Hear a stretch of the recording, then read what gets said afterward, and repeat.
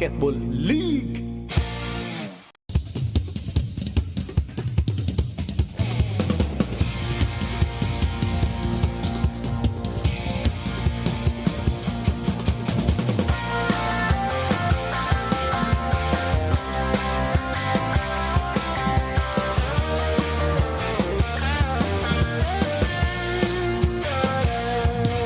Bawat bayan ay sumasaya kapag may labay nagkakaisa. Luzon, Visayas, Mindanao, basketball na. Ang bawat labay pinaghahandaan, kaya yumayanig ang bakbakan. Todo suporta ang lahat sa kanya-kanyang kupunan. Basketball na muna tayo, iwasan na ang mga bisyo. Sports ang laging iisipin, sa droga ay huwag paalipin. Buong bansa'y magsama-sama. In 5, 4, 3, 2, 1, MPBL na! MPBL na! Yan ang liga ng bawat Pilipino, sa Luzon, sa Visayas, sa Mindanao.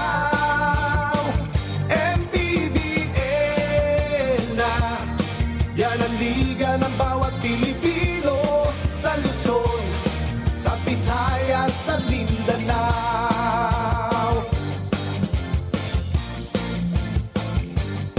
Ang bawat laban ay nakakakaba dahil sa husay ng bawat isa. Sigawan ay yumayanig kapag nag-3 points na. Bawat bayay di patatalo, buong barangay ay suportado. Kahit ano ang mangyari, sama-sama tayo. Basketball na muna tayo, iwasan na ang mga bisyo. Sports ang laging iisipin, sa droga ay huwag paalipin. Buong bansa'y magsama-sama. In 5, 4, 3, 2, 1, MPBL na! MPBL na! Yan ang liga ng bawat Pilipino, sa Luzon, sa Visayas, sa Mindanao.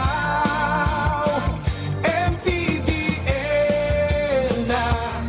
Yan ang liga ng bawat Pilipino, sa Luzon, sa Visayas, sa Mindanao.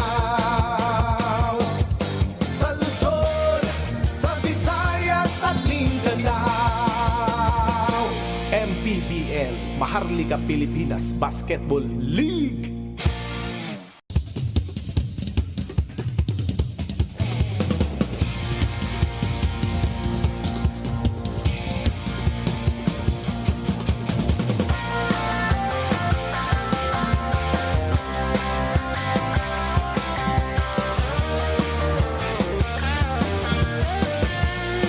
In Batancan, Caloocan. So it's the mixture and the diet that Javi Palanya mentioned to us. Now, before our game, kanina pagpasok namin ni Mika Abisamis, may napansin na kaming ibang aura mula sa Caloocan, Batancan, Caloocan. So let's see what Mika has to say about their approach and also the approach of Marikina in this game.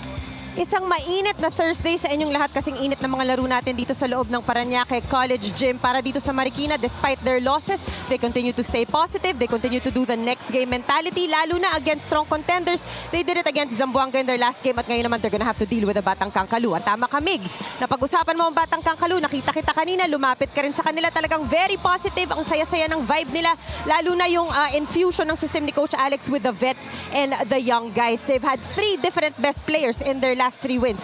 Biro nga ng mga veterano, ang lakas daw makabagets ng sistema ni Coach Alex Angeles. Parang nararamdaman ko lang pagkasama ko kayo, Migs and Javi. Feeling ko kaya napapadayat si Real Cervantes dahil sa mga bagets na teammates na dito sa Caloocan. Well, now, Javi Palanya will be breaking down our team standings. Javi, what's happening right now in our league? So far, dito sa ating Southern Division, Batangas City, Parañaque, Zamboanga still at the top. But you still see Quezon and Binyan without a loss, and Imus and Bicolandia.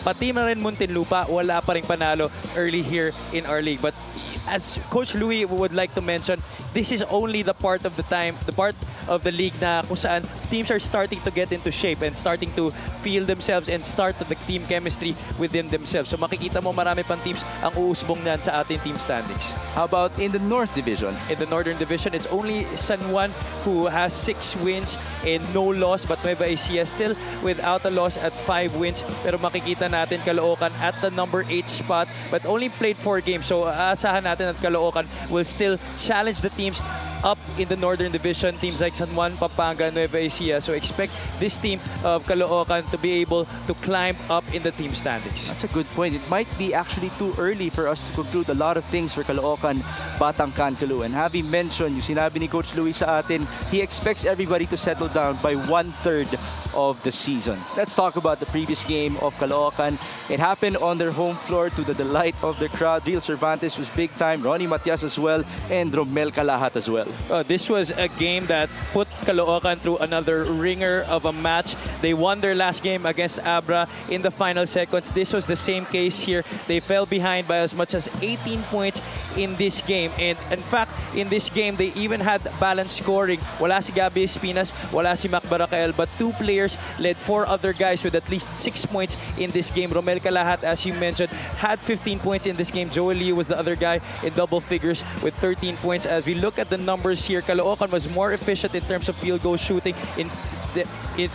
Despite Pangasinan having 5 more field goal attempts, they shot 42.6% from the field, and they dominated inside the paint against a team like Pangasinan, which has very able big man with guys like Michael Mabulak, Shaq Taganas in the mix. And even without Gabby Espinas, they still dominated that department of the game.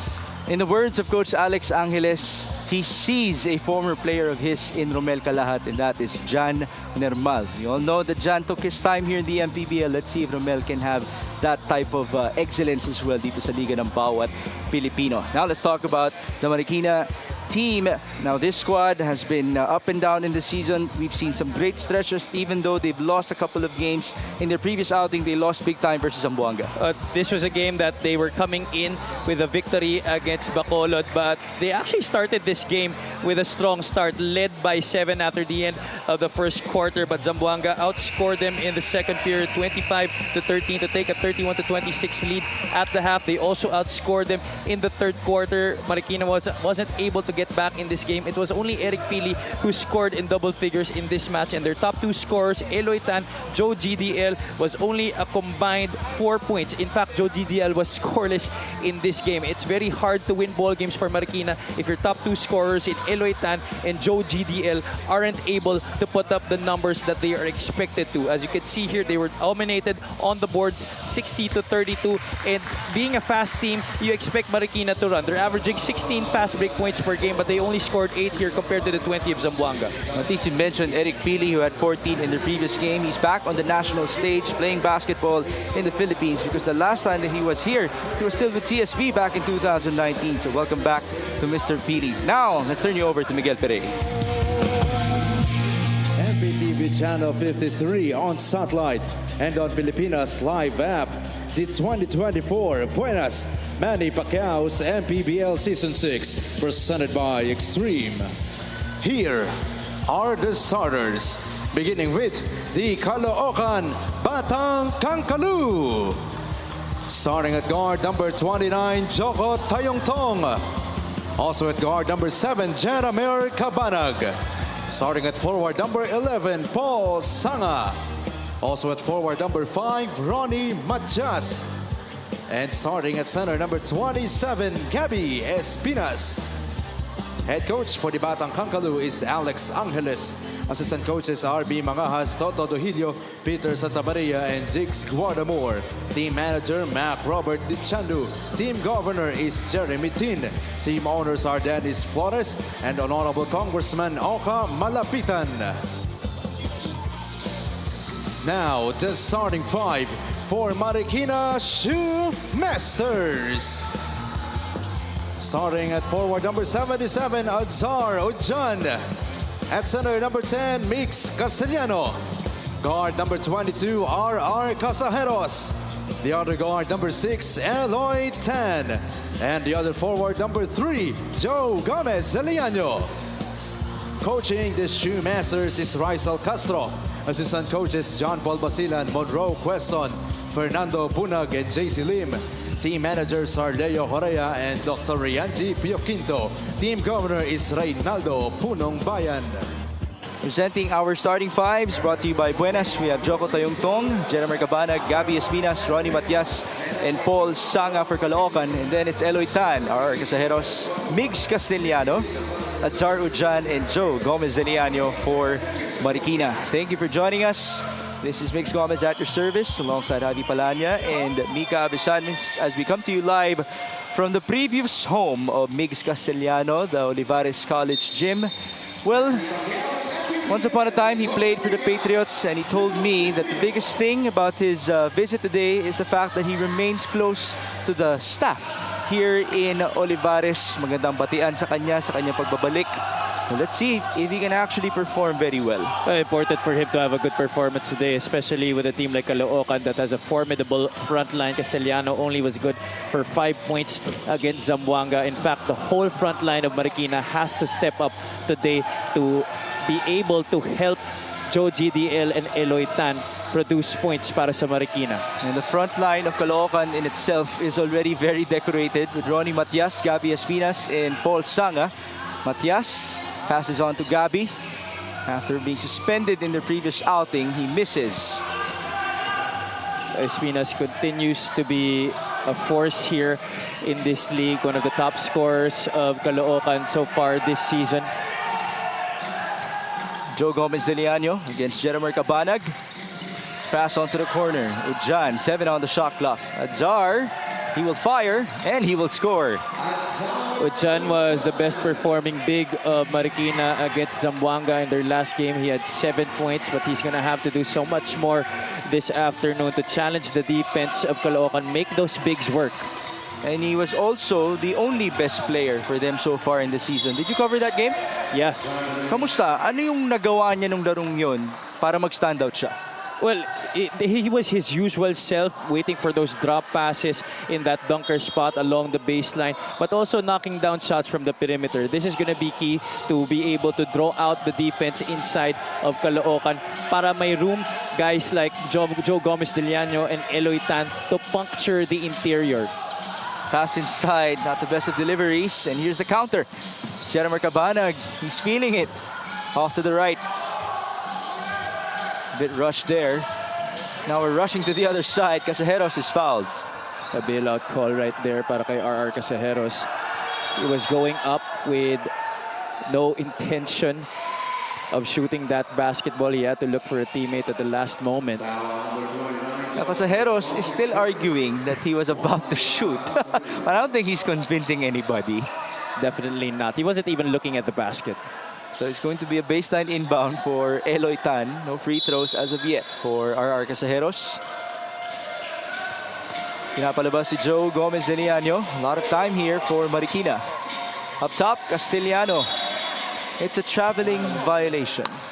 Very important for Marikina to be able to get their sets on point here, especially at the start of the game. Ball movement will be very key para sa kanila. They're gonna have to move that ball side to side.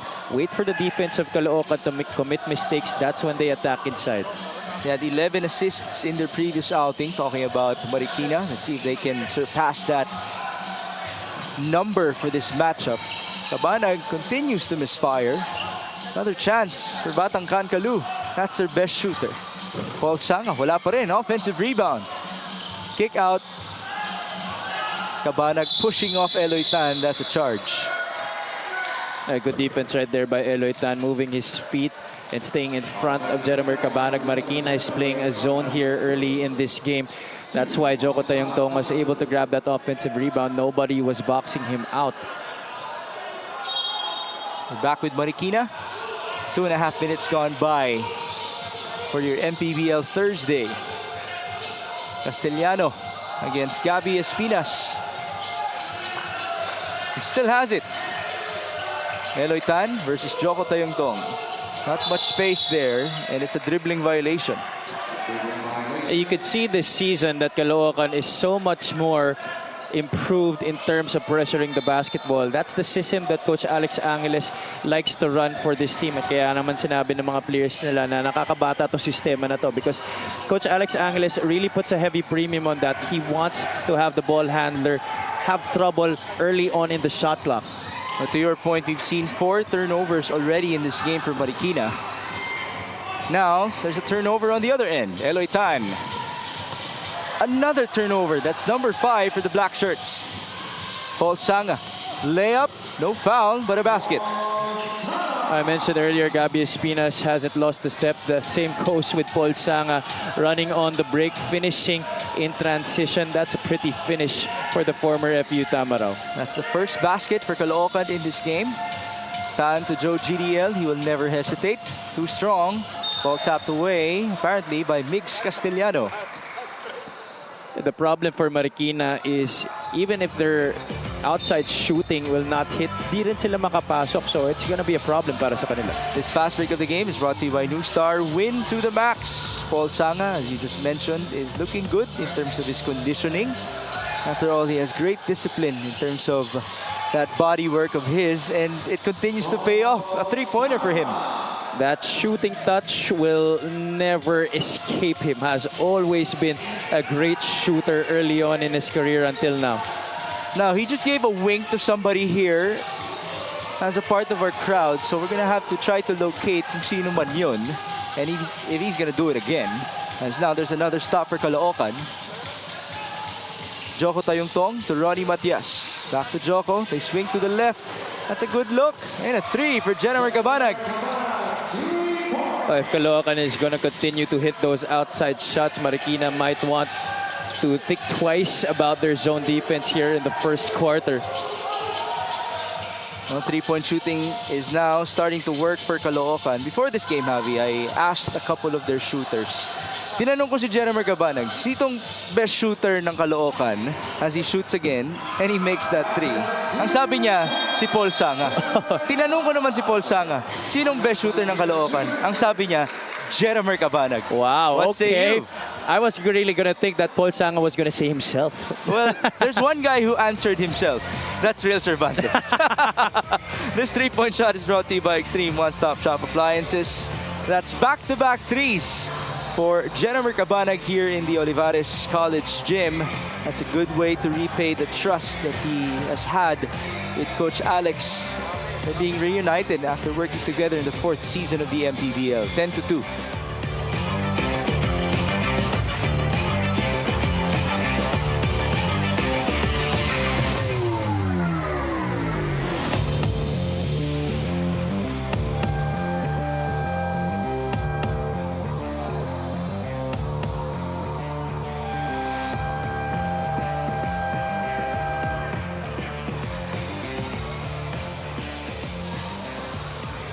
Back at the Olivares College Gym for yung Maharlika Pilipinas Basketball League, one of the things that Coach Raisel Castro reminded the boys was their body language.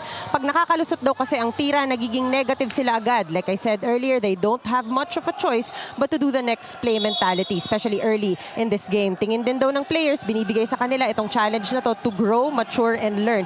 Pwera lang siguro kay Kuya Marlon Basco, who is by the way not playing here today. And speaking of learning and maturity, kwento ni Eloy Tan, dami daw niya talagang natutunan kay JC Marcelino in their last outing. He realizes now the ingredients of an MVP. What great learning, Migs Javi.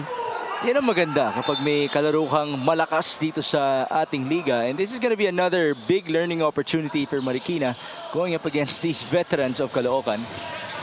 This whole season will be a great opportunity for them to be able to learn from the numerous veterans. Especially this season, we have a lot of XPBA players on numerous squads. So the chance for these young guns to be able to pick up lessons from guys who are already decorated in their entire career, definitely very huge for this Shoemaster squad. Now, your point now is making me want to ask our statistician, Jory Mangonon, if Marikina is the youngest team in the MPBL. We're gonna need the exact numbers for that.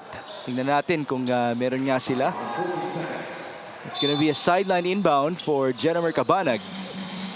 And I think aside from that, Migs, they are only 1 out of 2 teams who don't have an XPBA player on the roster.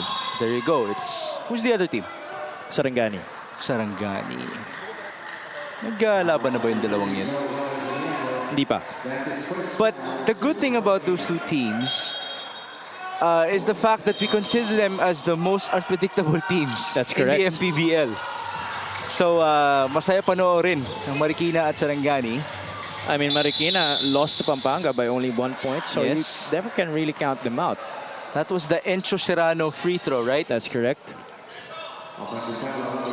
There's a charge. It's called on Gabby Espinas. There's Coach Alex Angeles rocking the orange. Buti naman at medyo natuyo na ang pawis niya. Kasi yan, nakamotor lang yan papunta sa mga venues Wow. natin. Kanina nga binibiro namin siya ni Mika Abesamis kung may delivery ba siya dito sa Olivares College Gym. Pero mukhang panalo ang kanyang i-deliver para sa Caloocan. As now, we just saw a shot make from Evangelista. And finally, a basket to end the drought there for Marikina. Unpredictability, that's the biggest, I think, factor that Marikina has up their sleeves. They're down by 6. Gabby Espinas is fouled. It's going to be a long afternoon for Atsarujan and company defending the likes of Gabby Espinas. Even without Marlon Basco, that's going to be a big hit for them in the front line. Marlon Basco has been playing big minutes para sa kanila this entire season. It would have been good to see how Marlon Basco would try to counter the post moves of Gabby Espinas. Off of the miss by Paul Sanga. Escoto passes the ball to Mel Mabigat, another ultimate veteran. Mabigat almost walked. He doesn't get the bounce. Rebound, no putback. Another chance, but it's a turnover. That's turnover number 6 for Marikina. Paul Sanga is blocked by Evangelista. Takbo sa kabila. Eric Pili.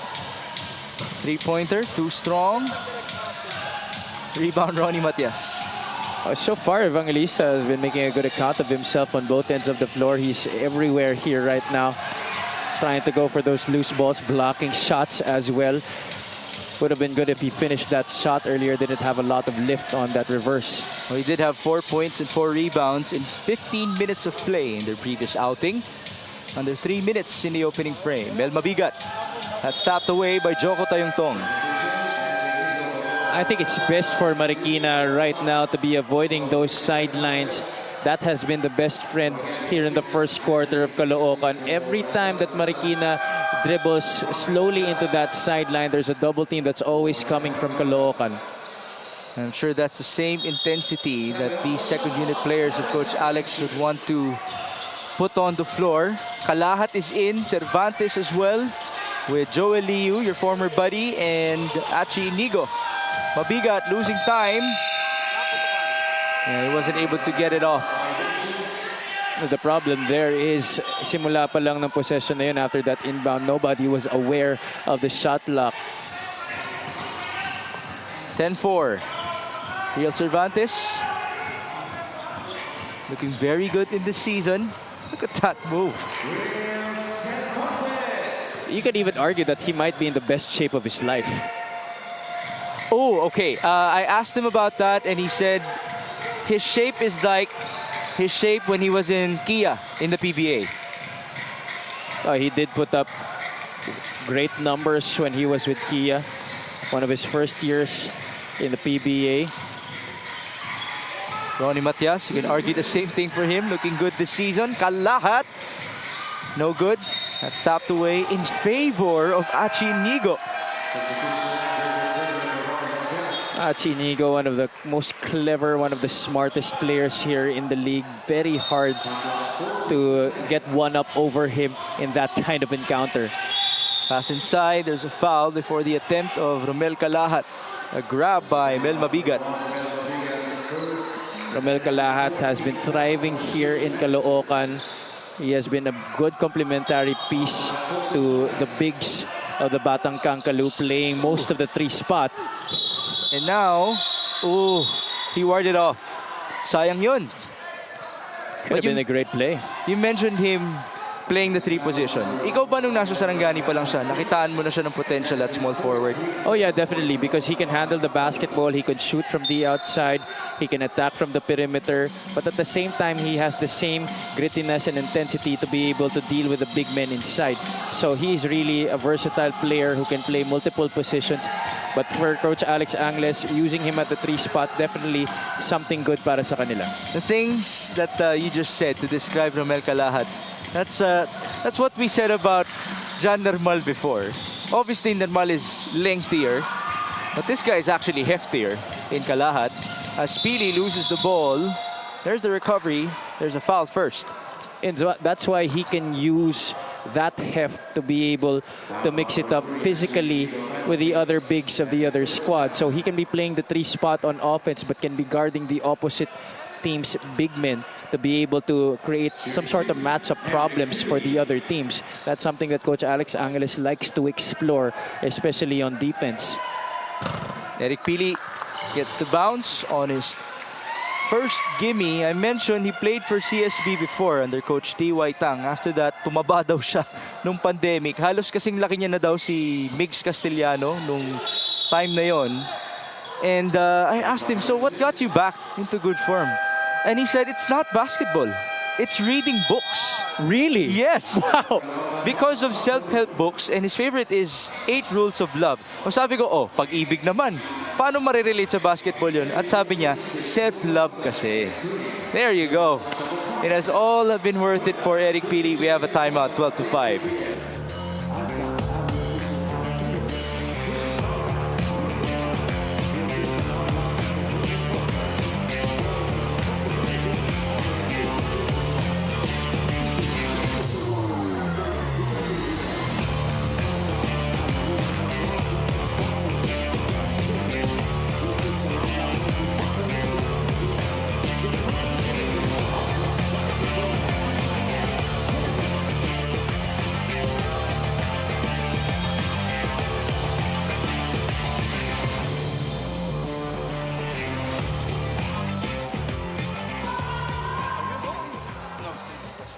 Let's see the next 3 games for Batang Kaloocan. They will take on Bicolandia, Zamboanga, and Mindoro. Mindoro, by the way, had a big-time win yesterday versus Abra in overtime. Oh, that was a great comeback led by Paul Desiderio. Once again, in the clutch. At you can see here the schedule of Caloocan. Not really a very difficult schedule ahead of them. Just Zamboanga, one of the top teams in the Southern Division. So it's going to be quite an easy task for Coach Alex Angeles after already going up against 3 powerhouses here in the league in Manila, Abra, and Pangasinan, winning 2 of those 3 games. In the clutch. Yes. It was that close as now there was a miss by Caloocan. And it's good that you pointed out that matchup versus Zamboanga because, remember, Coach Alex is very familiar with Zamboanga. They went up against each other in the playoffs last year. Anong round yun? Second round? Yeah, second round. Of course, Coach Alex was with Bacoor in the 5th season of the MPBL. We only have 40 seconds remaining, by the way, in the first frame. And the score is 12-5. Escoto, Mabigat for 3. Oh, that's a rare 3 from Mel Mabigat. That's correct. You don't really see him hoisting up a lot of the outside shots. Marikina here with the steal. Jethro Escoto unable to score. There's a foul, a loose ball foul against Mabigat.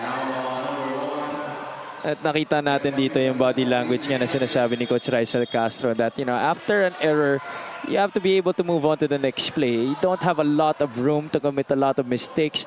But then again, it's also not impossible for you to commit mistakes. You are, after all, young players here in the league. So you have to be able to move on and forget about the last play. You're talking about Caloocan? Marikina. Marikina. Okay, so we're once again back to the report of Mika Besamis. Next play mentality for these young guns. 12-7, Coach Rizal Castro, first year head coach in the MPBL, long-time assistant to Coach Elvis Tolentino. Parang bagong shade, no? Oo nga eh. Looking very fresh here in Parañaque is Coach Rizal. You know, Coach Rizal was a very serviceable big man during his playing days. Saan mo siya napanood? Di ko na siya napanood but I read a lot about him. He was a player in the PBA. Just forget which teams. But played in the early 2000s. Oh, he is a very lengthy player.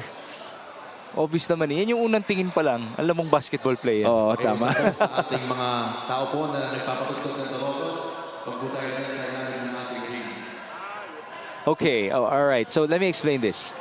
Hindi po maganda na meron tayong mga turotot na malapit sa ilalim ng ring dahil nandun yung mikropono natin para sa ambience. So, para sa mga nanonood on TV, on live stream, masakit po yun sa tenga nila. So let's just be considerate for them.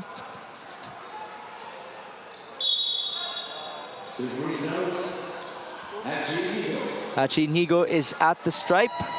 The proud father of the 6-year-old Aki, who by the way, was in shoot-around with him before this game. Ginagawa niya ba naman tagapulot ng bola ang kanyang anak? Starting them early, I see. Sabi nga niya, ang pangarap niya para sa anak niya, B-League. International waters agad para kay Aki. 4-second differential, that's a turnover. Anong pagdating ko, I saw his family sharing a meal together dun sa labas. Yeah, his wife also watches a lot. Yeah. Pati si Axel eh. Actually, pareho sila eh. They watch each other's games as much as they can. And their parents as Yeah, well. oh yeah, yung parents sila lagi yan present. 13-7, 14 seconds remaining before the end of one. Eric Pili on to Mel Mabigat against Joel Liu. Lefty versus lefty. 8 seconds. Mabigat going left. 5 seconds. That's a turnover. Caloocan has time. 1 second. Joel Liu for 3. No good. That would have made Javi Palanya proud. Back in high school, wala siyang ganyan. Wala talaga, wala. He would have given me the look after that if that shot went in, I'm sure. Well, sabi naman ni Coach Alex Angeles ng Season 4, walang opensa si Joel Liu. Puro depensa lang. Ang maganda ngayon, two-way player na yan dito sa ating liga. Our highlights in the opening frame, was it the turnovers that stood out the most? Yeah, definitely. You know, Marikina committed a lot of turnovers, 7 to be exact. But Caloocan also had 9 of them. That's why Marikina has kept this somewhat close, only down by 6 after the end of the first 10 minutes. Outside shooting was very good for them at the start, but eventually they started to miss. Marikina has to be able to attack the inside as well. Come have some variety in their offense. This end of the first quarter score is brought to you by GameX, the official online ending partner of the MPBL, the first and original online basketball ending sa Pinas.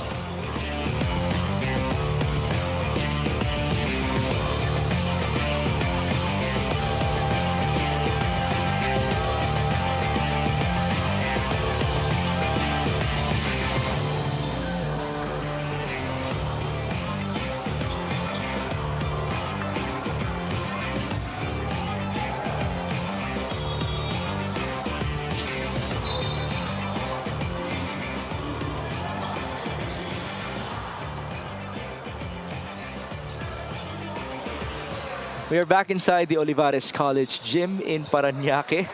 This is Mix Gomez at your service alongside Javi Palanya and Mika Abisamis. Ooh, that's the Kobe Bryant of Zamboanga, Choi Ignacio. He will be in action later on.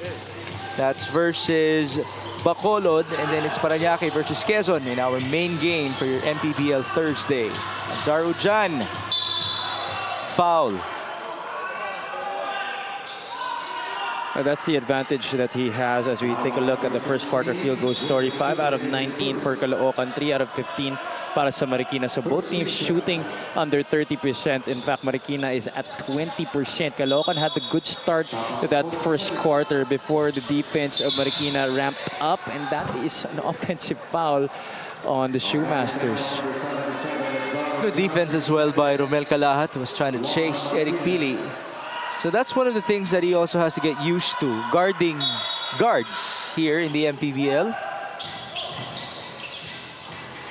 Cervantes hands it off to Achi Nigo against Jome Landayan. They swing it to Joel Liu. Screen by Joel Liu. I'm sorry, I'm gonna say this. Cervantes misfires. May asaran kasi yung dalawang yan. Cervantes considers Joey Liu as his prodigal son. Why? Ayan ang kanilang asaran. Yun yung mga bagay-bagay na hindi ko na tinatanong kung bakit. Pero pinapasabi nila on air. As now there's a miss by Caloocan and Marikina will have possession.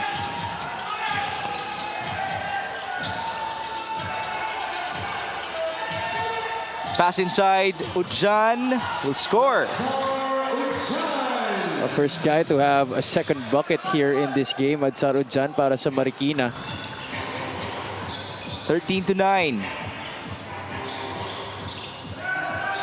It's Romel Calahat against Mel Mabigat. Certainly a big advantage, but now there's a tech on Mel. I wonder what that's about. Well, he looked good defending at the block there from our point of view. Hindi ko masyado maintindihan yung senyas ni referee Jojo Beldas. Oh, okay. May dinemo si referee Jojo Belnas sa atin dito sa gitna ng court. Gusto ba ikaw naman yung Pwede ba natin sabihin on air yun? Ganito na lang. Sumundot si Mel Mabigat sa isang parte kung saan hindi ka dapat susundot. But I think Coach Rizal Castro is going to challenge this. Yes. Which means we'll get to see the replay. Hopefully we do. All right, we'll let the referees decide on this. Ronald Belnas, Severino Pingol, Arlon Crebillo, and No Batuhan. Coach's challenge for Coach Rizal Castro early in the second quarter. He seems to be really adamant that Mel Mabigat didn't do anything on that play. And Mabigat was really imploring him to challenge that last play.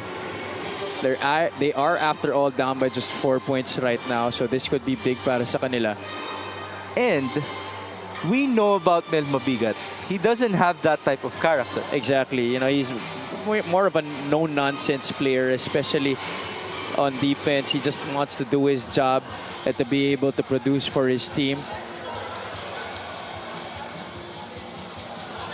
I'm trying to read the body languages of our referees. Hindi ko alam kung pati ba sila na-awkward sa nangyari. Pero parang hindi sila nagkakasundo eh. Give us a moment.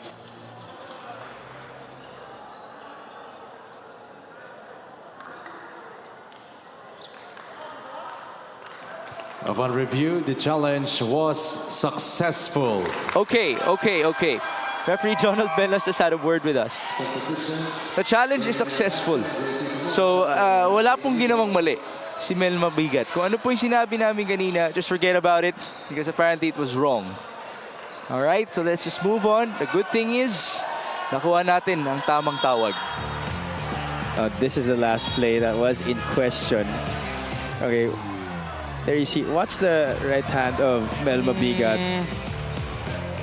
It did touch the back part of Romel Calahat. But crew chief Sep Pingol has ruled that that challenge was successful. He didn't think that it was worth the technical foul. So. Yeah. Oh, nice pass. Sorry, miss for Cervantes. But there was a goaltend. Yeah. Somebody held on to the net. Lusot dun si Real Cervantes. Check that once again.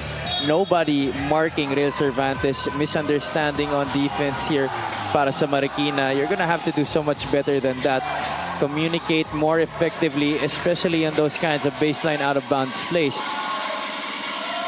15-9. Landayan. Now it's Mabigat who lost the ball. You could see from Real Cervantes that he's so much more vocal also this year. He's taking on that leadership role, really holding his teammates accountable on both sides. Now, usually he would just focus on getting his points offensively, but even on defense, he's doing a good job of helping out his teammates, shouting on screens, shouting on the help side D, and rotating to where he's supposed to be. That's usually one of the biggest effects of being comfortable with your coach and your teammates. Well, I think one reason why He's been able to fit in well to the system and accept the system of Coach Alex Angeles. One, because Coach Alex Angeles is a very well-respected coach already in Philippine basketball. Number two, his first assistant, Coach RB Mangahas, was one of the guys that went ahead of him in FEU. Okay. And Coach RB Mangahas is a well-respected former FEU. Tama raw. So parang naibalik siya sa senior niya. Exactly. Dito sa ating liga.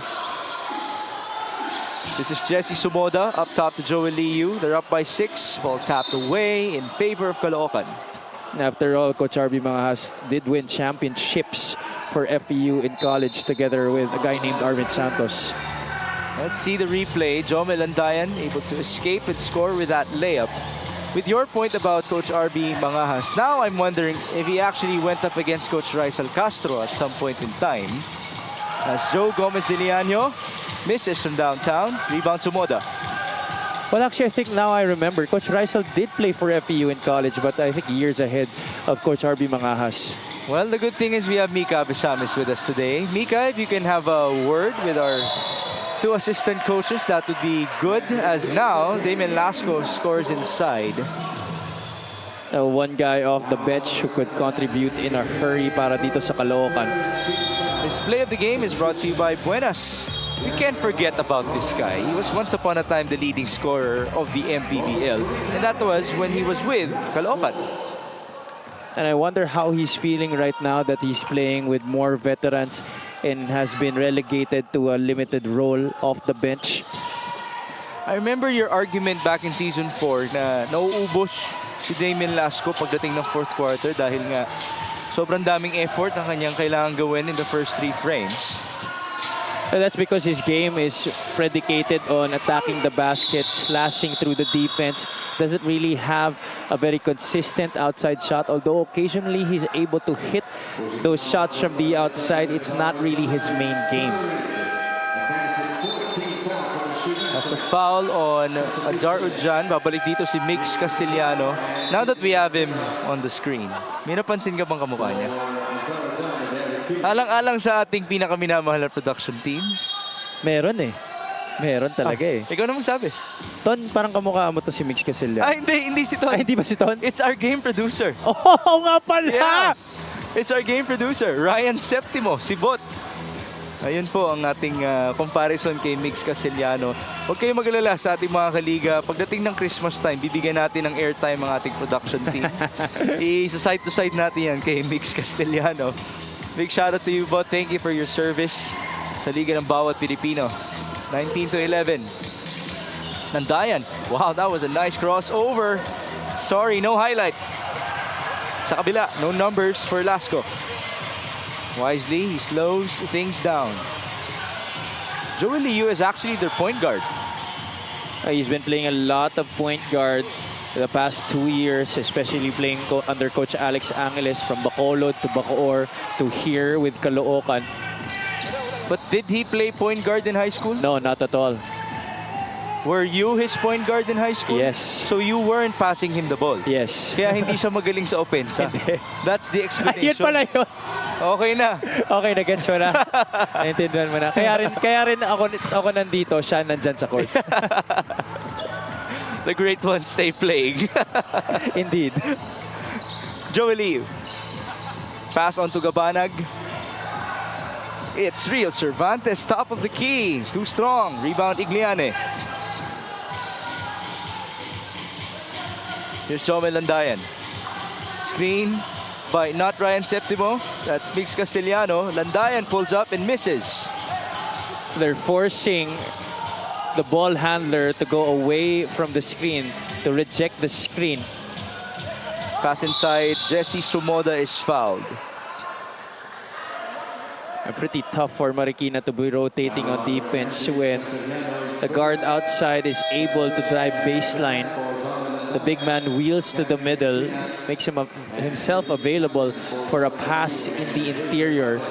And Marikina doesn't really have the materials to be able to stop a guy like Jesse Sumoda when he's up close to the basket. Here's the first free throw for Jesse Sumoda. This guy is very soft-spoken. At some point in time, akala ko kamag-anak niya si Jesse Saitanan. They actually look alike. Di ba? Pareho pa silang Jesse. Pero kasi dapat pareho yung last name, hindi yung Yun na first nga eh. name. Baka naman na mother's side. Tignan natin. Jesse Saitanan, if you're watching by any chance, Can you feel confirm free to us? chat us. Oh, that's a steal. Jesse Sumoda on the move. Sumoda will miss. And it's Marikina with the recovery. But that's one of his good qualities. He can handle that basketball from the backcourt. Nice pass. Better contest by Caloocan. Lasco has numbers. Damian passes. Sumoda as the trailer. Sorry, miss again. To the other end we go. Joe Gomez de Liano. Stop and pop. Too strong. He continues to struggle. Not really the type of shot that you want coming out of that possession if you're Marikina. That was a 2-on-4 break. And Joe GDL is 0 out of 4 from downtown. He mentioned in the previous game he also struggled. He was 0 out of 3 from the field. Cabanag dancing. He passes on to Prince Kasin, who makes a 3. So much quality off the bench para dito sa Caloocan. May not be the biggest of names, but very able guys, especially on the wings. Guys like Prince Kasin and Damien Lasco, guys who could score. Sidney Mosqueda able to answer back. And now we have a timeout. The score reading 22-14. The challenge continues for Marikina to try to just pile up the points in this matchup. But let's see this replay. Good recognition as they locate Sidney from the corner. That's the first three-pointer of Marikina in this game. Good extra pass by Joe Gomez de Liano to get the more open look from the right corner.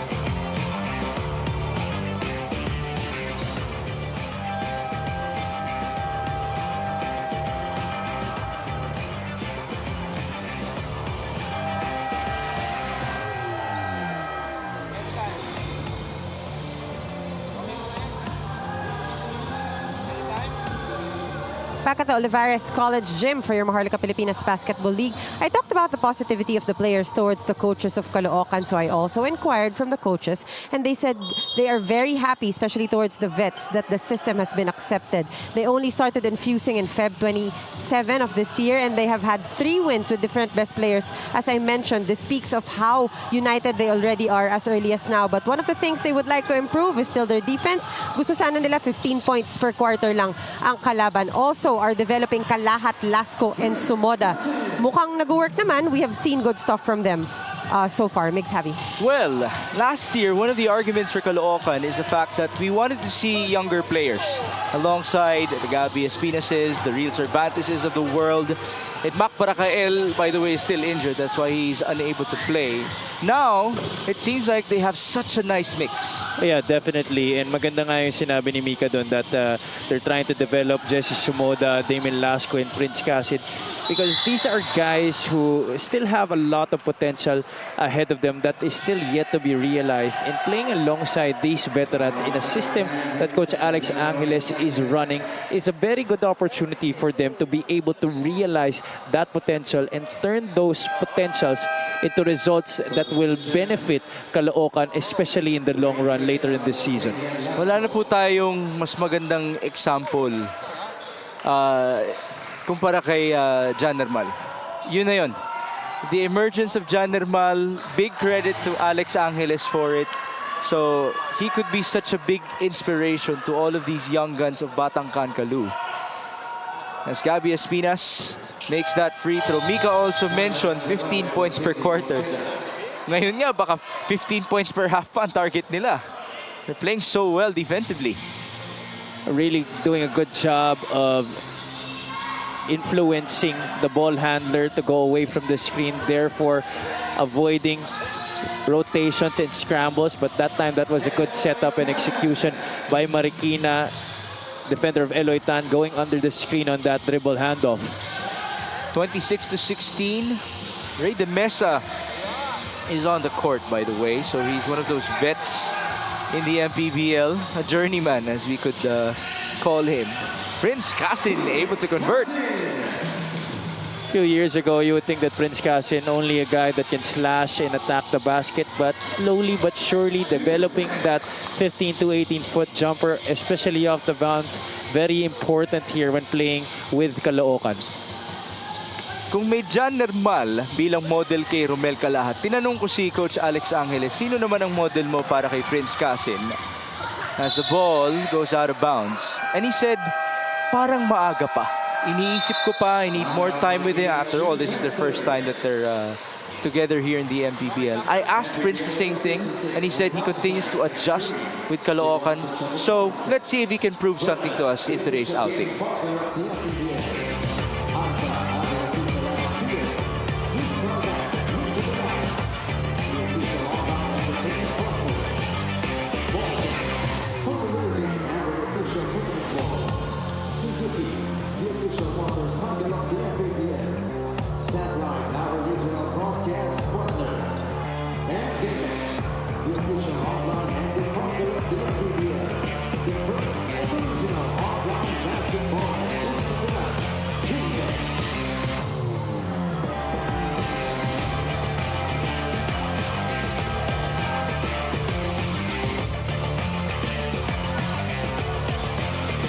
Next 3 games of Marikina will be South Cotabato, Sarangani, and Nueva Ecija. All right, let's just not mind Sarangani and Nueva Ecija, because if we can focus on that May 22 game, that should be encircled in the calendar of Coach Rizal Castro. Definitely. South Cotabato may have been struggling so far this season.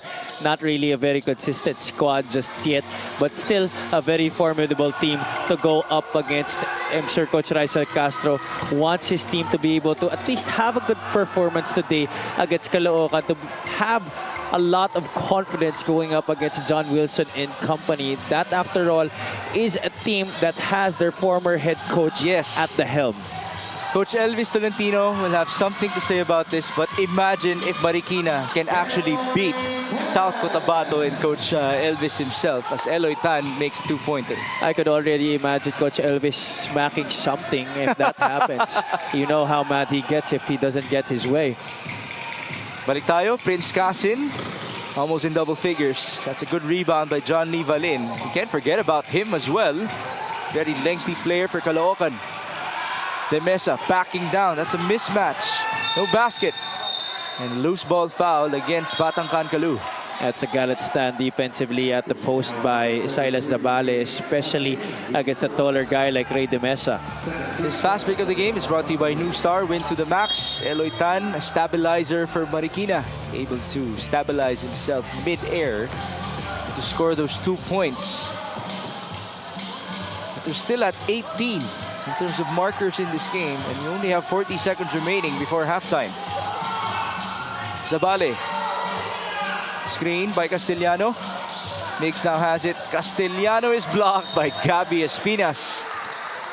I think he should have gone for a quicker shot right there. He already had the opportunity to go for an underhand push shot, but had to adjust, and that's when Gabby Espinas was able to time it well. How about the veteran flying high? Sa lagay na yun para kay Gabby Espinas to get the rejection. A miss by Marikina, and then there's another loose ball foul. But it's against R.R. Casajeros. He was sticking out his behind and trying to box out. I think that was Jeromer Cabanag that he was up against in that encounter. The bad thing for Marikina is it's going to be 2 free throws. So it's Ray De Mesa pala ang titira na free throws dito para sa Caloocan. Batangcan Caloo is 5 out of 9 from the stripe so far. Ray De Mesa actually had a round of applause when he stood up from the bench to check in just a while ago. So if you would actually zoom into the bench of Caloocan right now, they're so happy to just see him play. Well, he is, after all, a homegrown player para sa kanila. I think there's more to it. Yeah, I think also the fact that he hasn't seen a lot of action recently. 18 seconds before halftime. Eloy Tan. Up top to R.R. Casajeros. A lot of time here. Turnover number 13 for Marikina. That's such a huge number for the first half para dito sa Marikina. Almost as many as their points. Prince Casin feeling it. What a layup. He is absolutely brimming with confidence right now, knocking down jumpers from the perimeter, attacking the defense, and laying it in the cup. Prince Casin, quality minutes off the bench. He has 9 points now, Migs. If there's no model for him in the MPBL as of this moment, I just proceeded by asking him, sino idol mo? Sabi niya, Kobe Bryant. Why number 33? Lower Marion High School. At nakuha na ni Damon Lasco yung number 24.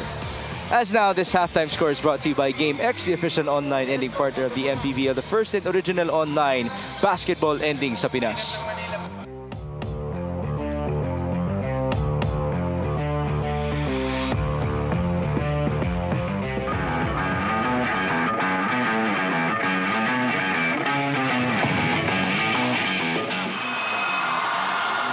Tolentino.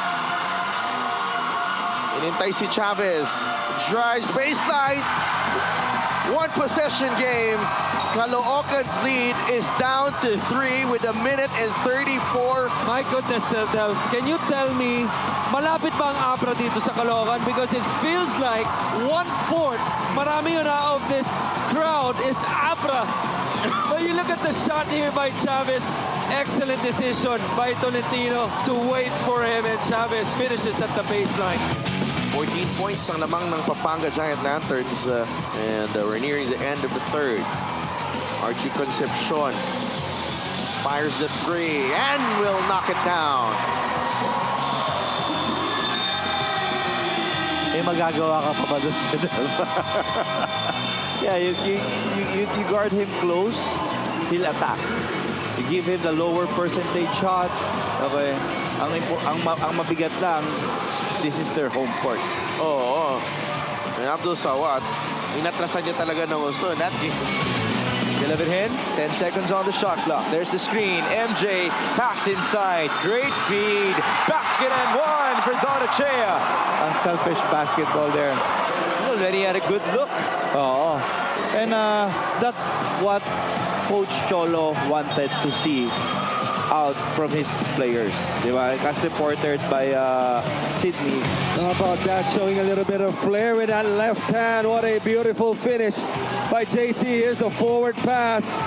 Marcelino challenging the defense of Marvin Janicio, and he gets the hoop plus the harm. Sometimes players are just too good. Heavy, kahit na alam mo na kung anong gagawin at anong mangyayari, it will still happen. The Marcelino twins run by Abra. And Jennifer Cabanag answers right back. Jennifer Cabanag playing big down the stretch. At Hanapi plus Pau Javelona. Heavy, how impressive has been RJ Minerva for his individual defense on the post. That's the second time tonight as he was able to hold his ground. The first one against Omali in the first half, and last trip against Al-Husseini. But talk about a move. LJ Gonzalez relatively quiet in that first half. Naging maingay doon sa galaw na yon. Sinigawan pa ni Coach Gabby, magkasama yan sa FAU. Yung friendly like that sigaw. Tingnan mo to, oh. Op. Look at that. Enter the blender, CBC. Kapwa, tama raw pa. Against Al-Husseini, tried to get it back, but look who gets it. LJ Gonzalez recycles possession for Quezon. Torres against Javelona. One of the best defenders we have here in the league. But Cyrus Torres, what a cold-blooded 3 from way downtown. Oh, what a terrific shot by Cyrus Torres. Cyrus Torres sizing up the defender. Hand in the face, inches away from the three-point line. Homeboy. 3 on the way. Yes, sir! Tied game. 59 all. What a show. Well, this was the 3 by Wendell Comboy, moving without the basketball. That shot tied the ball game. Gonzalez with the rock.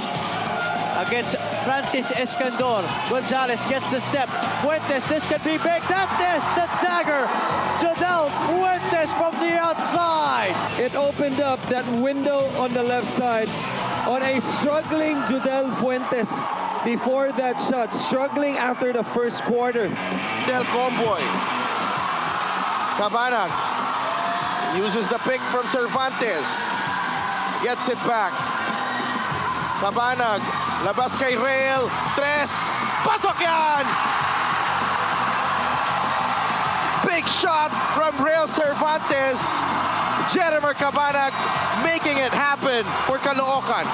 At 59 all, gotta be impressed with the patience of Jerimer Cabanag. This is the second action of that two-man game. It finally leaves Cervantes open. This is also the same play prior that he missed at the top of the key.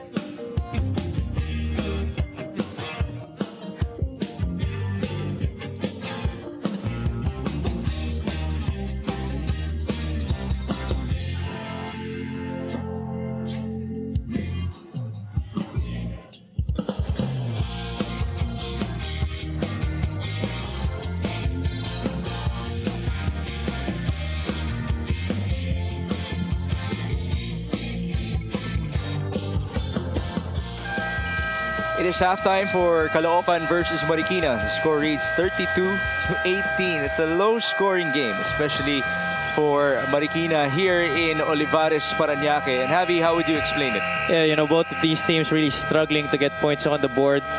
Caloocan shooting 28% from the field, Marikina 25%, and they've been putting up a number of shots but a combined 19 made field goals only in this game para sa parehong kumpunan. Marikina not doing a good job on the glass, just like they were against Zamboanga. Against Zamboanga, they were minus 28 in that game in terms of rebounding. Now they're minus 13, and both teams have been committing a lot of turnovers. That's the reason why Marikina is still within a very manageable disadvantage. But if you ask me, Caloocan should be up by as much as 25 points right now, if not for those 11 turnovers.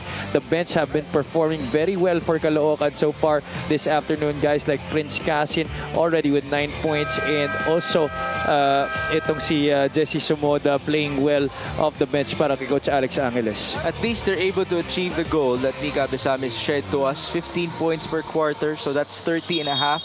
It's a plus 12 for Caloocan in terms of their defense in this matchup. You just saw the smile of Coach Alex Angeles. Prince Casin, their Kobe Bryant, has 9 points. Cabanag has 6 to trail him. On the other end, only 4 as a top scorer for Marikina, Eloy Tan and Adzar Ujan.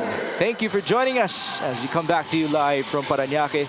This is Mix Gomez at your service alongside Javi Palanya and Mika Abesamis. Gabby Espinas is looking to operate quickly against the younger Evangelista. No clinic, no basket. Single coverage initially right there on the block against Gabby Espinas. Good thing Evangelista was able to hold his own against Gabby Espinas.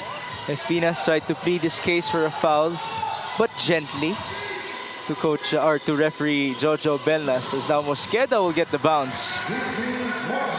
And just like that, Mosqueda is now the leading scorer of Marikina. Hit a 3-point shot earlier in the first half. Joe Gomez Del Llano is still scoreless in this game. I expect him to turn things around here in the third quarter when he comes off the bench. And his brother's just arrived. So Joe has to really step up, because there's a lot of pride in that house, by the way. The Gomez Del Llano house. Nag-aasaran yung mga yan. They also help each other out, as now Evangelista just blocked Gabby Espinas. Well, that's just really healthy competition amongst the brothers. Alam naman natin that Joe has been hiding unintentionally in their shadows for so long, and right now he just really wants to establish himself as a young star here in the league. There you go. Nice block on the other end by Ronnie Matias. Turning back the hands of time. Cabanag, too strong. Ball tapped, and there's a loose ball foul against Marikina. A bailout right there para sa Caloocan. There were 4 black shirts already down on defense. Cabanag deciding to take the outside shot. There is the block. Good timing by Ronnie Matias on that shot by Jexter Tolentino.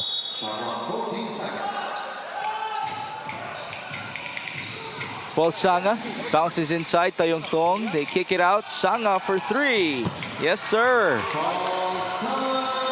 Once again, they start this third quarter with a zone just like they began this game at Caloocan, making them pay right away. Well, what about Evangelista? He's been playing well so far this afternoon para sa Marikina. So not only is he contributing with the blocks, as you saw the story for all, it's baskets as well for Mr. Gamaliel Evangelista. No block there. Foul. 2 free throws for Gabby Espinas. If you're Marikina, you're going to have to want to step up and challenge the ball handler right away, preventing that drop pass, because once Gabby Espinas gets up close, it's too hard. This 3-point shot is brought to you by Extreme One-Stop Shop Appliances. Paul Sanga, the best shooter of Caloocan, in the words of Jeremy Cabanag, able to deliver. Espinas just converted on his first gimme. Good to have him back. Well, this is a guy who now plays with a halo, because the Bible study routine of Marquis has now translated onto his head coach Alex Angeles, who has now translated it onto this team of Caloocan. At damay dyan, syempre, si Gabby Espinas. We agreed that I can say this on air. The ego, the experience, the talent of Gabby Espinas has no match to the Lord Almighty. And very good timing as well para sa kanya to be able to get into that kind of life now, so that he has his son to be able to make a good example of Ziv Espinas, obviously one of the best up-and-coming players in the country. And nasabi naman niya dati that the reason why he continues to be excellent on the court or strives to be excellent on the court is because he wants to be a good example to his son. There's a big but though, as Tayongtong falls, and now Escoto will set up Eric Pili, who will attack and score. And going back to that but, Gabby Espinas was ejected a couple of games back because he was just trying to be the enforcer to Jeremer Cabanag. As you get to see this replay, Eric Pili. And as we know, it's already a common understanding in basketball na meron ka talagang mga magtatanggol mula sa teammates mo. And so, Gabby is trying to find that beautiful line in between in terms of behaving on the court and still making sure na he's there for his teammates. Sometimes you do go overboard in that kind of area, but good for him that he's struggling to be in that better side when he's on the floor. We have a challenge off of that previous sequence that we saw. The layup by Eric Pili. And there's Coach Alex Angeles making the most out of this time, hotting up his squad.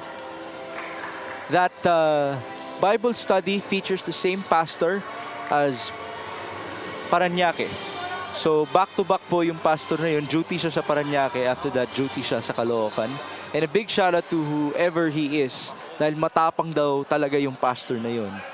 So he's able to get the message through. Sabi nga ni Real Cervantes sa atin na matatauhan ka talaga. And so it's good to see that his word has paid off. Upon review, the challenge was successful. Successful challenge. So puro successful so far. Wala lang foul. Yeah, the basket will count. It's just going to be Caloocan basketball. It's as if the foul never happened. Take a look at that again. Eric Pili driving hard there. At hindi naman siya nahawakan doon ni Jeremer Cabanag. No contact whatsoever as he went up for that basket. So good challenge by Coach Alex Angeles. He gets to keep one of them for the latter part of this game. Full court inbound. Full court defense by Marikina. No surprise there. This is a young team after all. They do run a lot of suicides in their training sessions. But can they actually force turnovers or at least slow down Caloocan? Man middle, Ronnie Matias. Hand off to Joko Tayongtong. That's a nice looking press break. Kick out to Jeremer Cabanag. They go to Paul Sanga. 10 on the shot clock. Up top to Jeremer against Sidney Mosqueda. 6 on the shot clock. Cabanag, no foul. He still has it. 3 seconds. Cabanag now is fouled. That's very unfortunate for Marikina.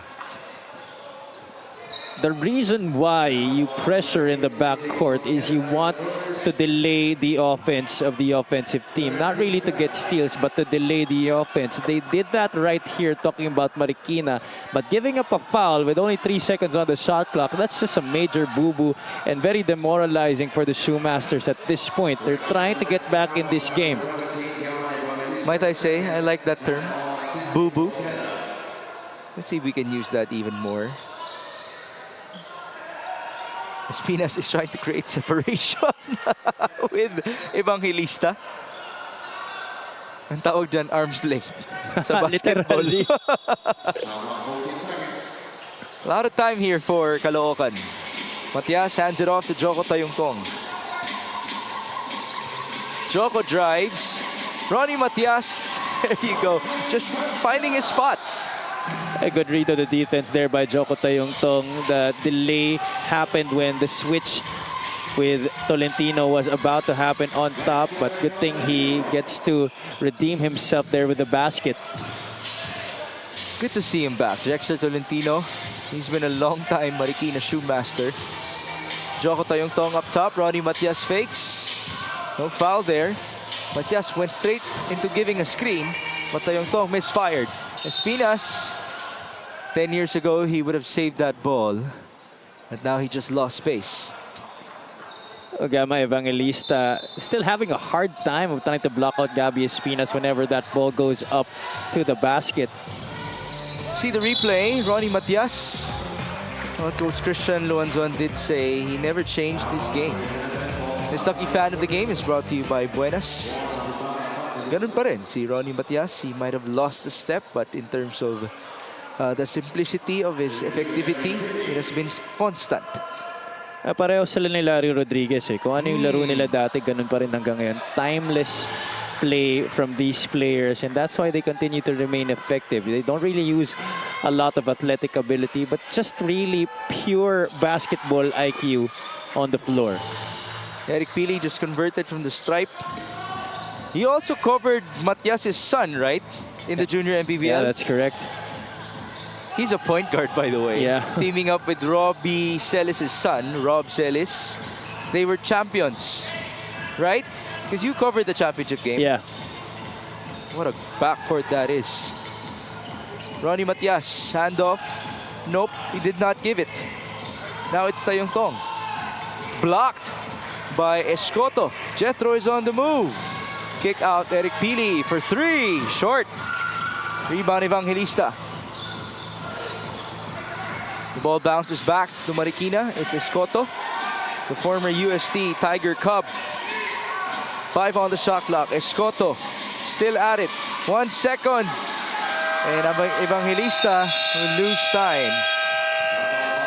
Escoto had the ball in his hands for too long. Mosqueda was waiting for the basketball to come to him. He was free for a long while on that left corner. Escoto had too much time dribbling with no intention of making something happen. Let's see if he can bounce back against this guy, Joel Lee Yu, who's back at playing that point guard position. Lee Yu, Cabanag, screened by Cervantes. Jennifer kicks out. Joel Lee Yu, short. Offensive rebound. Cabanag. Wow, what a play. The thing is, Caloocan shooting a lot of three-point shots, therefore a lot of long rebounds. And Marikina should be the first team to be able to chase down those rebounds, being the younger squad with younger legs. But Caloocan is just out hustling them right now.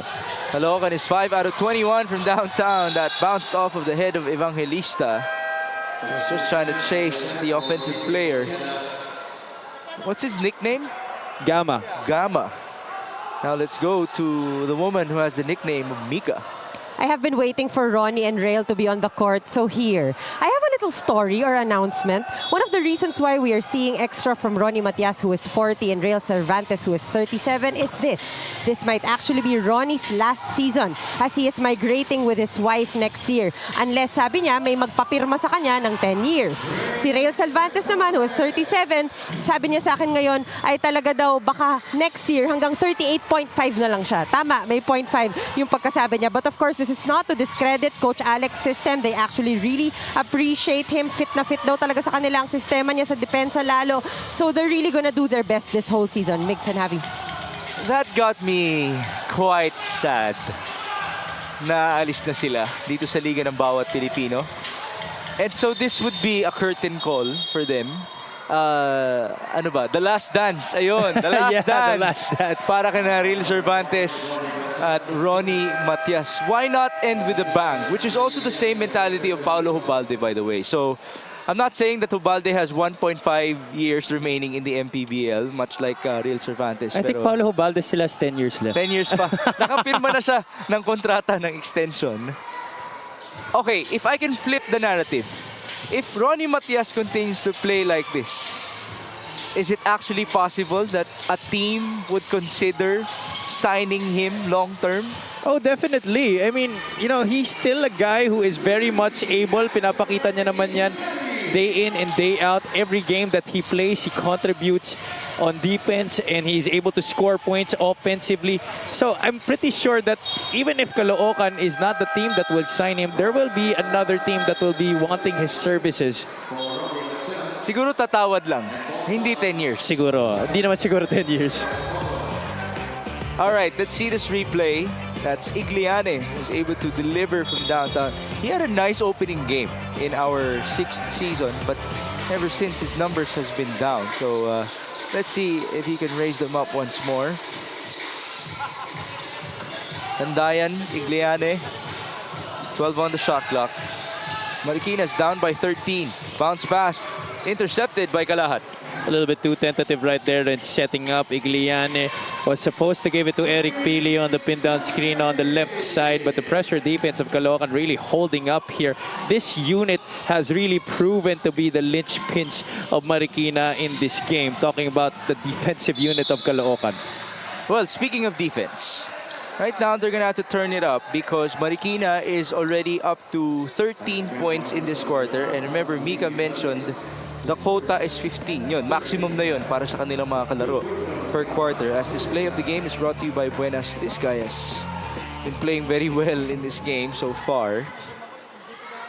Already in double figures, Prince Kasin has 11 in this game to lead all scorers. That's a good case for what might happen later on. Alam na ni Javi kung anong pinag-uusapan natin. And if you have watched the MPBL long enough, you should be able to know what we're talking about as well. Evangelista misfires. Rebound, John Lee Valin.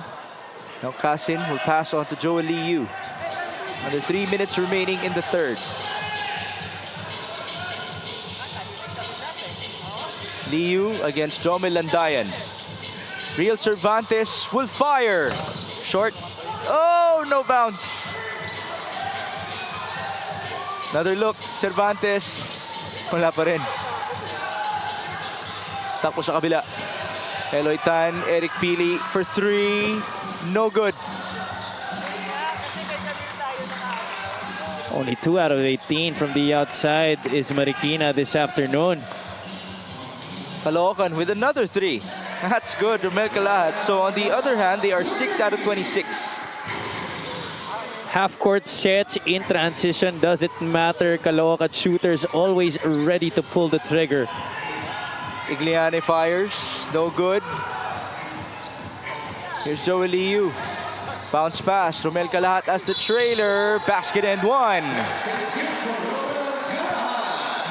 Excellent hesitation by Joel Liu, pulling back a bit to make the defense think that he was gonna set up the play. Di nila nakita doon, Romel Kalahat was charging to the basket, full steam ahead, taking the contact and finishing the 2 points. All right, I've been building the narrative of Kalahat as being the next Jan Nermal.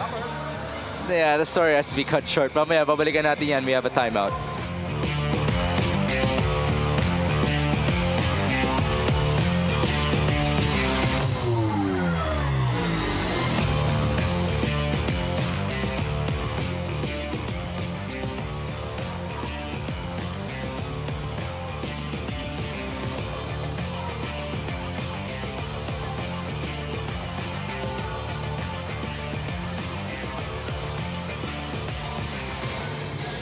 Romel Kalahat had 15 points, 11 in the second half versus Batang Kankalu. He came off the bench, and then Coach Alex was testing the waters, if he would play well or not. He played well, so he stayed on the court, and eventually he was the best player in their previous game versus Pangasinan. Going back to the narrative, that comparison to Jan Nermal was, should we say, a bit... It was built too much at the start of the season for Romel Kalahat. He was started by Coach Alex Angeles, but then he discovered that Romel actually is comfortable so far coming off the bench. And so the adjustment has been made. Kalahat's pressure was lessened, at dahil dun siya nag-blossom. Then again, he can have more time here in the MPBL to continue progressing. Malay natin, in the future, he could actually be comfortable as a starter and as a big-time player for Caloocan. Well, if he continues to play this way, he is going to have to get used to just that. I mean, he's playing well on both sides of the floor. He's contributing inside, outside. It's only a matter of time for him to be able to become a big-time player in the league if he continues to play that way. Here he is once again. Kalahat showing us his guard skills against Mel Mabigat. Kalahat! Sorry, miss. And see how smooth he is when he makes that move from the outside. That handle, although not very flashy, is still very effective in trying to break down his defender. I'll be honest, I didn't even see that last year. Kasi parang yung laro niya nun, stretch 4 sa Sarangani. After all, they were a smaller team. As Igliani misfires, ball out of bounds, off of the air ball. But maybe just take it this way. Wala siya masyadong sayang na galaw. Si Kalahat. Yes. Let's see if he can actually be more efficient at that. Maganda na yun Para siyang naging veteran instinct. Here's Kalahat. Maybe not that time. Good defense by Mel Mabigat.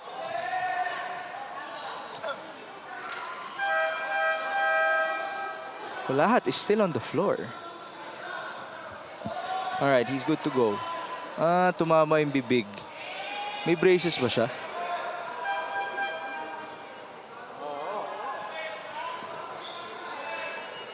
I'm still trying to take a look at Romel Kalahat. We have a challenge on the call. Parang meron pagkakaalala ko. Kung meron, kaya siya tumagal sa floor. Kasi masakit talaga yan Konting tama mo lang talaga, magkakasugat ka na dyan agad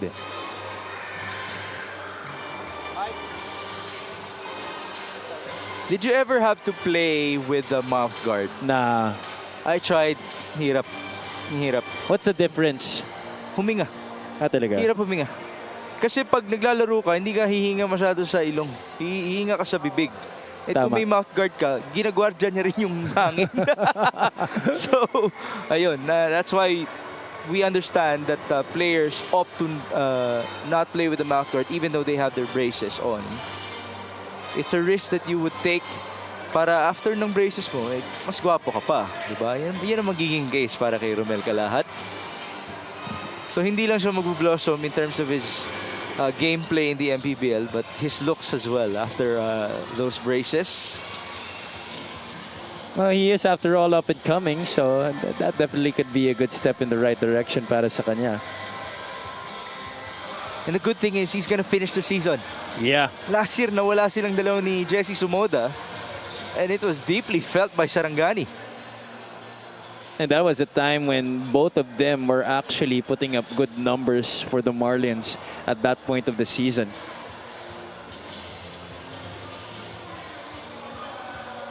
Coach Rizal Castro is using this time to talk to his team.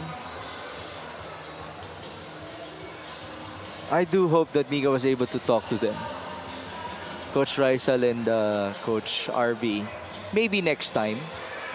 Well, after all, we do have a whole season with them. Okay, so she was able to talk to them. And we have the answer. Senior si Coach Rizal, hindi sila nagsabay. Ayan. Kita ninyo kung bakit napakagaling na ating courtside reporter na si Mika Abisamis. Nagre-report kahit na hindi siya talaga nagre-report. Sign language report. Yes. Maganda talaga. Thank you, Mika. Upon review, the challenge was successful. This is the third successful challenge of the day. But that's the last for Coach Rizal. That's correct, yeah. He had an earlier challenge in the first half. Take a look at it again. You can see Mabigat crashing to the floor along with Kalahat. And I think the foul was called against Mabigat. No, it was last touch on Mabigat initially. So bola po ng Marikina. Eloy Tan almost turned the ball over. There's a foul. And Kasin went straight to his coach.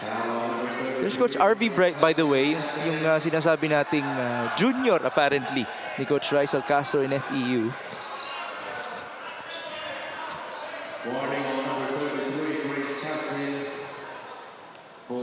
There's a warning on Prince Kasin because he ran towards the other end. 52-31, 43 seconds before the end of the third. Adzar Ujan backing down. Ujan, no good. Rebound, Castellano. Out of nowhere. Just a sorry miss. Caloocan just really continues to pack that paint. Even if Castellano was inside the shaded area, you could still see 3 guys right there trying to challenge that shot. I'm just not sure if that would reflect as a steal or as a rebound for Mix Castellano. Either way, he'll take it. Now it's Cervantes backing down. There's the feed to the wrong guy. Marikina's running, 6 seconds. Jomel Landayan, right to left. Sorry, miss. Recovery, 1 second. Landayan, ooh. Marikina loses time. Just too much tentativity for Jomel Landayan on both opportunities. He was already pretty much ahead of the pack on the left side. Still was thinking about going for that basket, but still wanted to pass. Kaya lang, defense was right there for Caloocan. Speaking of their defense, so they're able to limit Marikina to 13 points in this quarter. Tuloy-tuloy ang kanilang achievement in limiting them to under 15 markers. On the other end, they scored 20 in the third frame. That's why they have a 21-point advantage. This end of the third quarter score is brought to you by GameX, the official online ending partner of the MPBL, the first and original online basketball ending sa Pinas.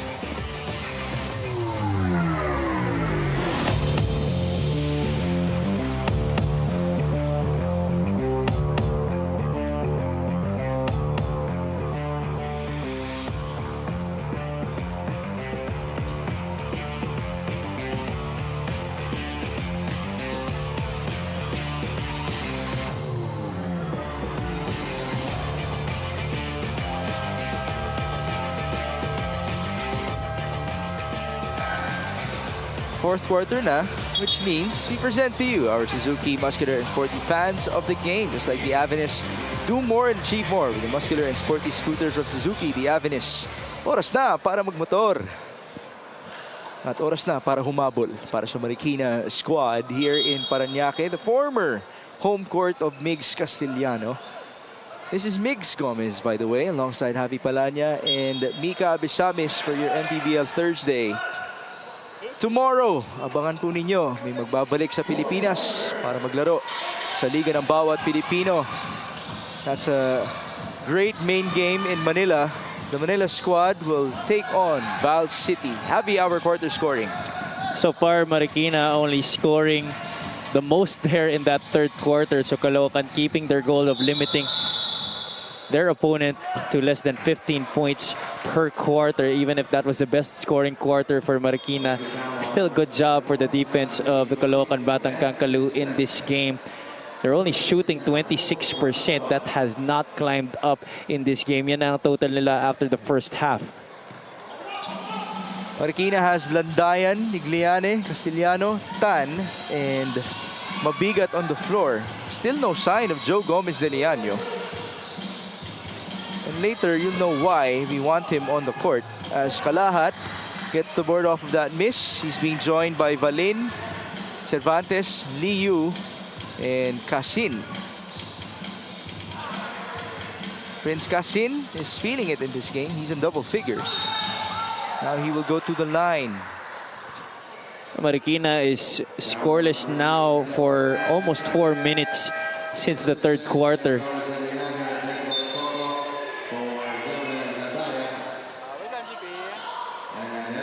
I remember, ayan, as Joe Gomez de Leaño checks in, I remember in the third quarter, 3 minutes left. Napag-usapan na natin yung 13 points nila. Hindi na umangat. They still could not go over the quota of 15 set to them by Caloocan. How about Prince Casin, able to deliver from the line?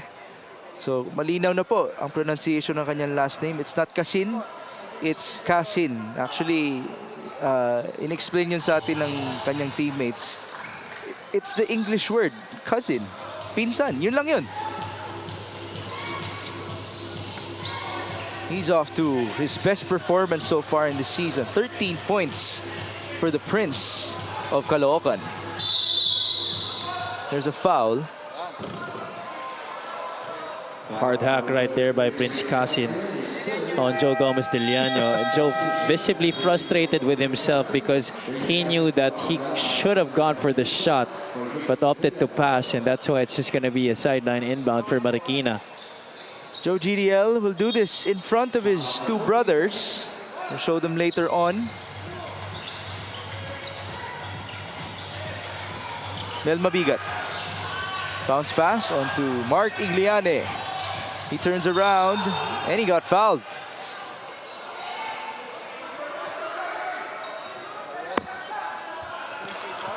No, I don't think it's a foul. It's just out of bounds? Yeah. It was a tough angle after all. Baseline inbound for Jethro Escoto. He needs a teammate. There you go.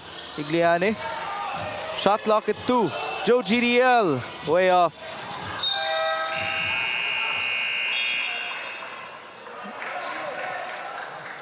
The supposedly younger legs of Marikina are being beat to the spots by this Caloocan defense.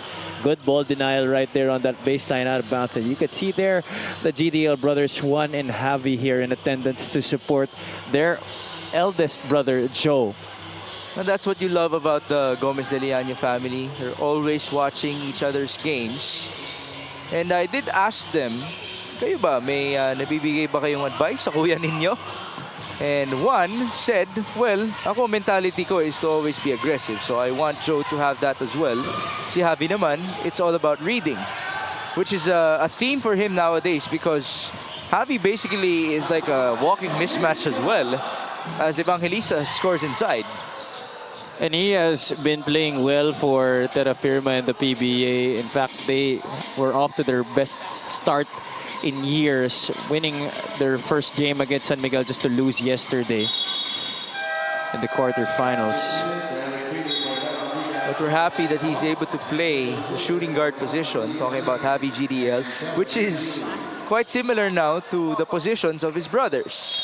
Lahat sila, shooting guard. Pwera na lang kay Jaime ang bunso na sentro ang kanyang nilalaro. Ang laking bulas na. Oo. Big shout out to Tito Bert and Tita Ana, by the way, who should be watching as well. Here's Joe on the drive. Tough pass, Eric Pili. Up top they go, Jethro Escoto. No good. Rebound, Jesse Sumoda. It seems that Marikina is putting a lot of effort just into executing their offense. But for Caloocan, you look at their body language right now, they seem so relaxed, but the effort is still there para sa kanila, playing on both sides of the floor. It's just amazing the way that they're dominating this game right now. And that's just a testament to how well Coach Alex Angeles has been letting his players buy in to what he wants to happen on the floor.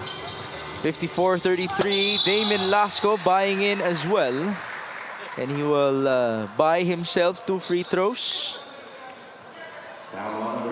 Lasco had a bit of a struggle with Zamboanga in terms of minutes played. This free throw is brought to you by Extreme Appliances, ang subok at kumpletong appliance brand ng Pilipinas. The good thing about Damon Lasco is that he continues to be in good shape. After all, he works out with his, I'm not sure kung girlfriend or asawa na. Matagal-tagal na rin sila. Pero atleta rin kasi ang kanyang partner sa buhay. And she watches his diet. Oh, that's a match made in heaven. Eric Pili, a 3-pointer for him. Still a lot of time for Marikina to try and catch up in this game, but they have to be continuing to make shots. That's been one of the biggest problems this afternoon para sa kanila. Only shooting 25% so far from the field. Aside from having trouble limiting this Caloocan offense, it's really making shots. That's what this game is all about. On the other end, there's a good defensive stop. Marikina trying to build on with their own momentum. Eric Pili. A basket away from reaching double figures. They go to Escoto.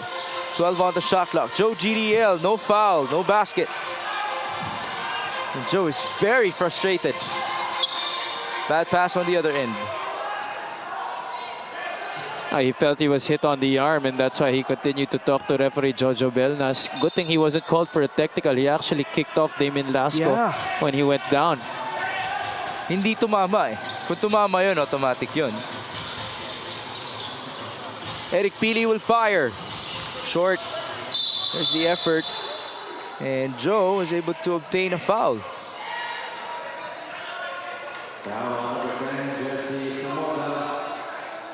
It's Jesse Sumoda called for it. Baseline inbound for Jethro Escoto. This guy was a reserve player for UST last year. Just unfortunate that he was never able to step on the ground of UAAP men's basketball. As now Lasco is on the run. Damian Lasco, sidestep beauty, 2+1. That's a move that he's always had in his bag his entire career. You could see Eric Pili trying to go for the charge, but because of the great sidestep move by Damian Lasco, he was forced into trying to go for the steal, hence the foul. You have a timeout, 57-36, 5.5 to go.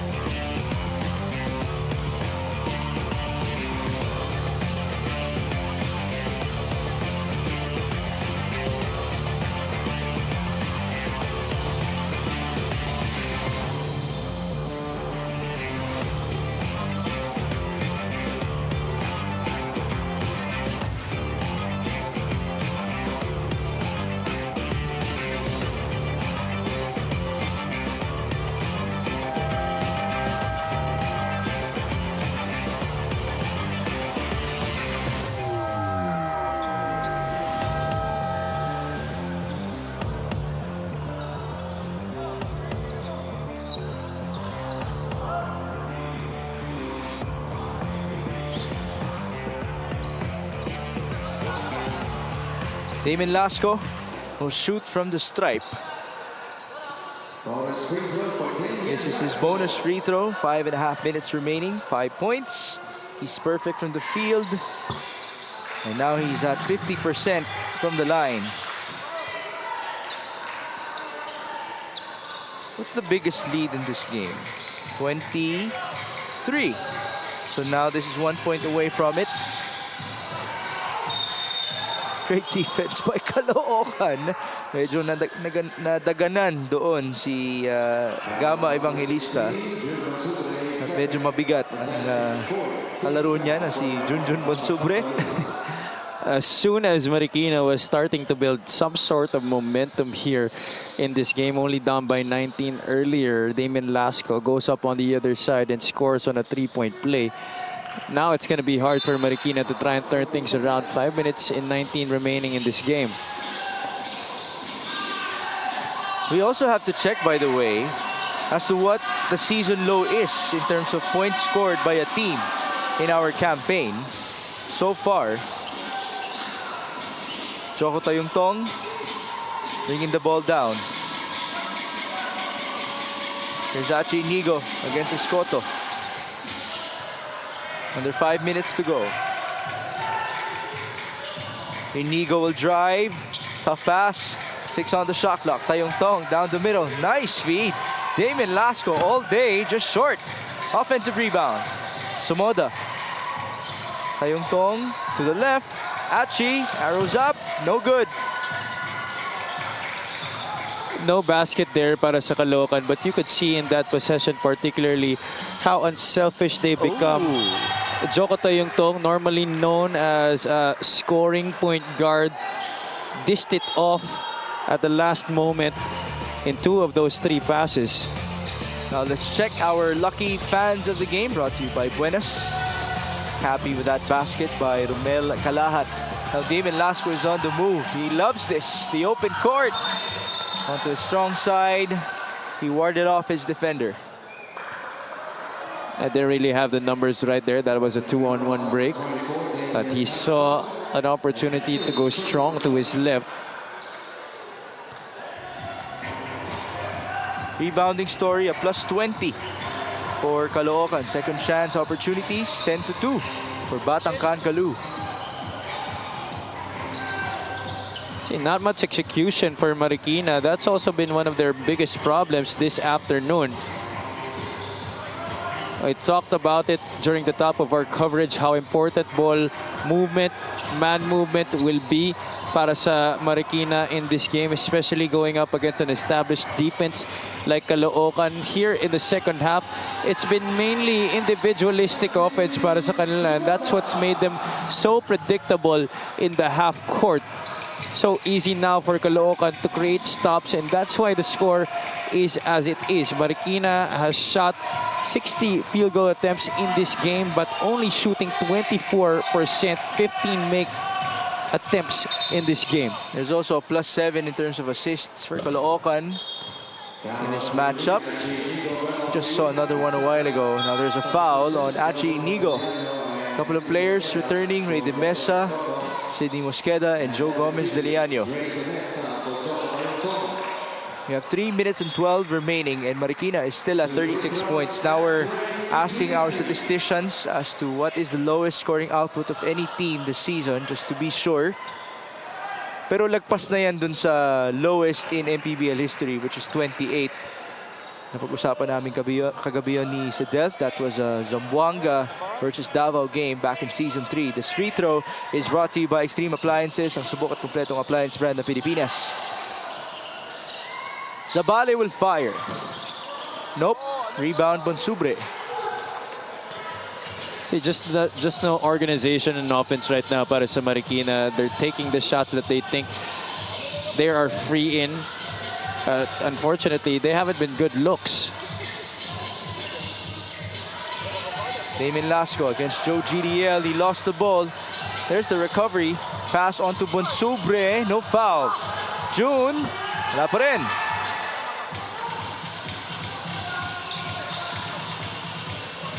Two minutes and 30. Joe. The feed onto Igliane. His three-pointer is way off. He's been missing all of his outside shots this afternoon. But Marikina is also 3 out of 27 from downtown. That is a lowly almost 10%.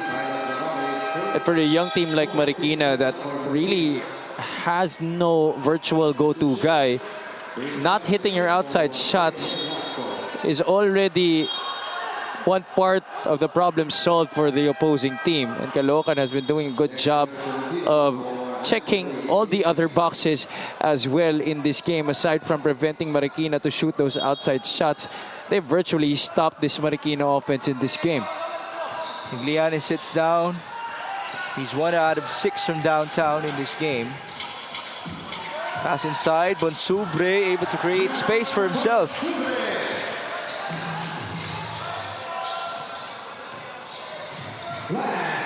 These last 2 minutes are brought to you by GameX, the official online ending partner of the MPBL, the first and original online basketball ending sa Pinas.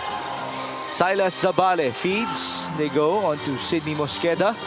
No good. Rebound for Bonsubre. Bonsubre, although he hasn't been scoring a lot in this game, he has already collected 13 rebounds. Wow. So he's the leading rebounder. Yeah. Up next is Evangelista with 9. Casin misfires. Here's Joe GDL. Inside they go. Mosqueda misses. Back with Joe. Another miss. Marikina shooting is at 20% in this game. Caloocan's not so good, by the way, at 30%. Ray De Mesa. Screen by Bonsubre. They go to Junjun. Will he fire? He will, and he will score.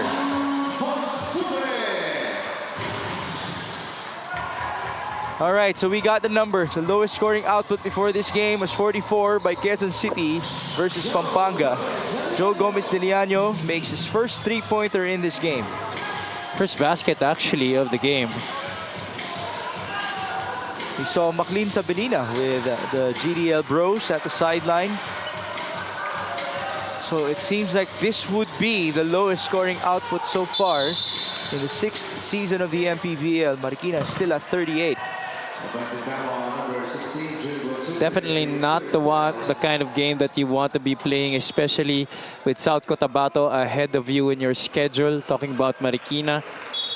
And they're going to have to use this to solve a lot of their problems. They're going to go to the drawing board and have to check some things on their offense, including how to go up against a taller team, a faster team as well, and also defending in transition. They've been slow to get back on defense. Caloocan has done a good job of pushing the pace. That's our final score. It is 64-38 in favor of Caloocan, Batang Kankalu. So it's not the best of scoring performances for Caloocan, but their defense was just exemplary.